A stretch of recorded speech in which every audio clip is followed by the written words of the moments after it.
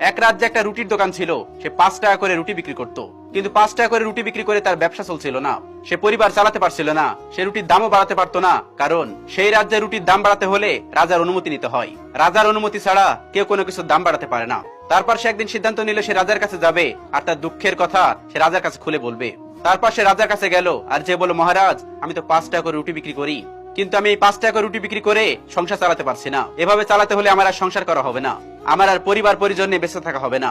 আমি চাচ্ছি আমার রুটি আমি 10 টাকা করতে চাই। তারপর মহারাজ বলল, 10 টাকা না, তোমার রুটির দাম 30 টাকা করে দাও। এটা শুনে দোকানদার বলছে, এটা করলে তো রাজ্যে হাহাকার লেগে যাবে, মানুষ না খেয়ে মারা যাবে, এটা কি করে সম্ভব? তখন রাজা বলছে, আমি যা বলছি তাই কর। পরের দিন সে 30 টাকা করে রুটি বিক্রি করতে লাগলো। রাজ্যে হাহাকার লেগে গেল, সবাই দৌড়ে গেল রাজার কাছে। মহারাজ, রুটির দোকানদার 5 টাকা দামের রুটি 30 টাকা করে বিক্রি করতেছে। রাজা তখন চিৎকার করে বলতেছে, সেনাপতি, ওই বাটপার রুটিওয়ালাকে এখনই আমার দরবারে ধরে নিয়ে আসো। রুটিওয়ালাকে ধরে নিয়ে আসার সাথে সাথে রাজামশাই চিৎকার করতে লাগলো, গালাগালি করতে লাগলো, এত বড় সাহস তোর! আমার রাজ্যে 5 টাকার রুটি তুই 30 টাকা বিক্রি করিস? কালকের মধ্যেই তুই 30 টাকা থেকে 15 টাকা করবি, না হলে তোকে আমি শুলে চড়াবো। একথা শুনে বোকা প্রজারা রাজার নামে জয়ের ধ্বনি দিতে দিতে প্রাসাদ থেকে বের হয়ে গেল। সবাই প্রাসাদ থেকে বের হয়ে গেল। রাজা তখন রুটিওয়ালাকে ডাক দিয়ে বলে, এমনি এমনি আমি তোমার ওদের সামনে গালাগালি করেছি, তুমি কিছু মনে করো না।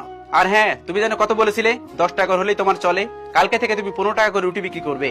10 টাকা তুমি রাখবে, আর বাকি 5 টাকা প্রতিদিন সন্ধ্যায় আমার প্রাসাদের পিছনের দরজা দিয়ে এসে আমার কাছে দিয়ে যাবে। বোকা প্রজারা 5 টাকা রুটি 15 টাকা দিয়ে খাচ্ছে। তারপরও তারা বহু খুশি। রাজামশাই তো 5 টাকা পেয়ে বহু খুশি। আর বেচারা দোকানদার, সে আর কি করবে, তার তো সংসার চলবে, এটা নিয়ে সে খুশি। উগান্ডার একটা চোরকে ম্যানহোলে ঢাকনা চুরি করার অপরাধে তাকে মৃত্যুদণ্ড দেওয়া হলো। মৃত্যুদণ্ড দেওয়ার আগে তার শেষ ইচ্ছা হলো এই রাজ্যের রাজার সঙ্গে সে একটু দেখা করতে চাই। তারপর তাকে রাজার কাছে নিয়ে যাওয়া হলো। তারপর রাজা তাকে জিজ্ঞেস করলো, দেখো, মৃত্যুর আগে তো মানুষ অনেক কিছু চাই, কত কিছু তার ইচ্ছা করে, পরিবারের মুখ দেখতে চাই, বেঁচে থাকার জন্য আকুতি করে, কিন্তু কেন তুমি আমাকে দেখার জন্য বায়না ধরলে? তখন লোকটি বলতেছে, মহারাজ, আমার কাছে একটা বীজ আছে, আর সেই বীজ থেকে একটা চারা গাছ হবে, আর সেই চারা গাছটি একটা মানুষের একটা ইচ্ছা পূরণ করবে।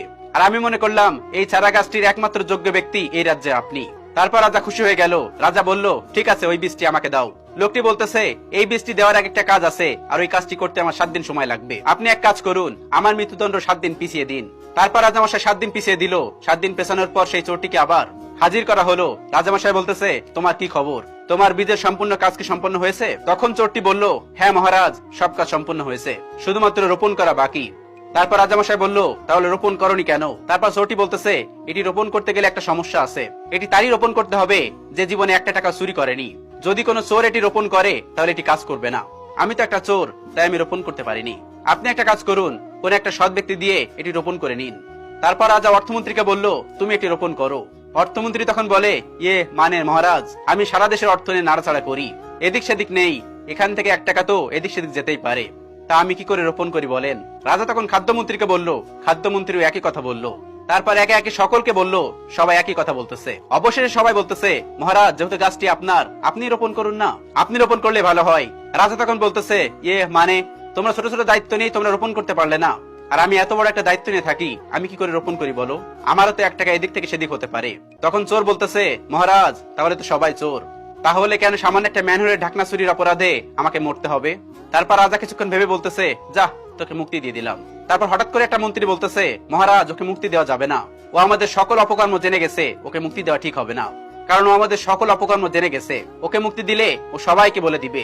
রাজা তখন বলতেছে, ঠিকই তো বলেছো, এখন কি করা যায়? তারপর আরেক মন্ত্রী বলতেছে, এক কাজ করুন, ওকে মন্ত্রী বানিয়ে দিন, তাহলেই তো সকল সমস্যার সমাধান। তারপর রাজা বলতেছে, ঠিকই তো বলেছো।